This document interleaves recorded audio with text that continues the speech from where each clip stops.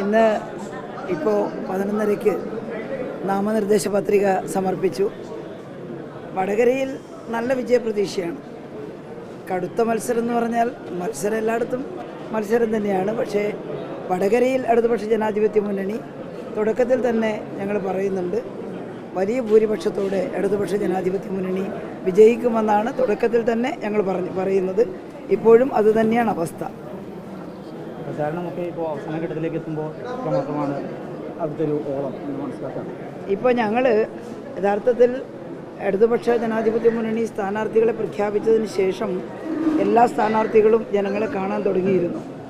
ഒരു 3 തവണ നിയോജക മണ്ഡലത്തിൻ്റെ പാർലമെൻറ്റ് മണ്ഡലത്തിൽ 7 അസംബ്ലി മണ്ഡലങ്ങളാണല്ലോ.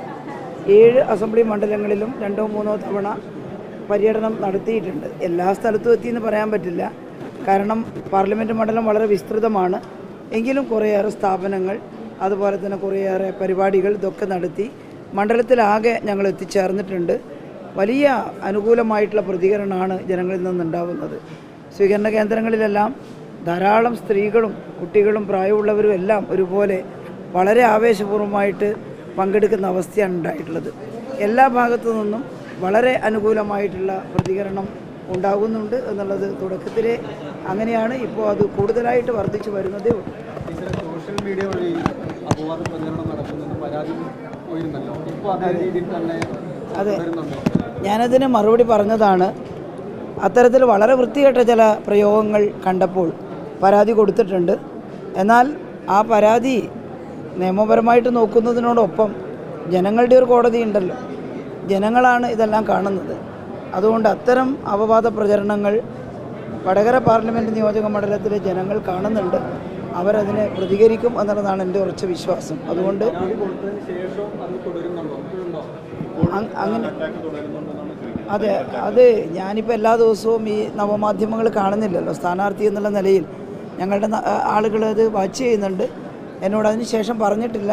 തുടരും എന്നുള്ള സൂചന അവർ ചില ഭാഗത്ത് പറഞ്ഞിരുന്നു. ഞങ്ങളത് പറഞ്ഞുകൊണ്ടേയിരിക്കുന്നു. അവർ പറയട്ടെ. അവർ പറഞ്ഞാൽ നമ്മുടെ നാട്ടിലെ ജനങ്ങൾ ചിന്തിക്കാൻ കഴിവുള്ളവരാണ്, അവരതിന് പ്രതികരിച്ചുള്ളൂ. ടീച്ചർ, SDP ഒക്കെ UDF പിന്തുണ പ്രഖ്യാപിച്ചിട്ടുണ്ട്. ഈ വടകര പോലുള്ള മണ്ഡലങ്ങളിൽ എങ്ങനെയാണത് പ്രതിഫലിക്കുക? അല്ല, അതിപ്പം അവരുടെ മുന്നണി പറയേണ്ട വിഷയമാണ്, ഞങ്ങൾ പറയേണ്ട വിഷയമല്ല. ഞങ്ങളതിലൊന്നും പ്രതികരിക്കുന്നില്ല. അവർക്ക് SDP പരസ്യമായി പിന്തുണ പ്രഖ്യാപിച്ചു, അതൊരു വസ്തുതയാണ്. ആ പിന്തുണ അവർ സ്വീകരിക്കുകയും ചെയ്തിട്ടുണ്ട് എന്നുള്ളതാണ് കാണുന്നത്. അത് അവരുടെ മുന്നണിയും അവരുടെ ആളുകളും എല്ലാം പറയേണ്ട വിഷയമാണ്. ഞങ്ങളതിലൊന്നും പ്രതികരിക്കുന്നില്ല. നിങ്ങൾ കാണേണ്ടത് ഞങ്ങളൊരു പ്രത്യേക രാഷ്ട്രീയ പ്രശ്നം പറഞ്ഞുകൊണ്ടാണ് തെരഞ്ഞെടുപ്പിനെ നേരിടുന്നത്. അത് ഈ രാജ്യത്തിൻ്റെ മതേതരത്വവും ജനാധിപത്യവും അപകടത്തിലാകുന്നുവെന്ന് കാണുമ്പോൾ അത് സംരക്ഷിക്കാൻ ഏറ്റവും ശക്തമായി പോരാട്ടം നടത്തുന്നത് ഇടതുപക്ഷ ജനാധിപത്യ മുന്നണിയാണ്.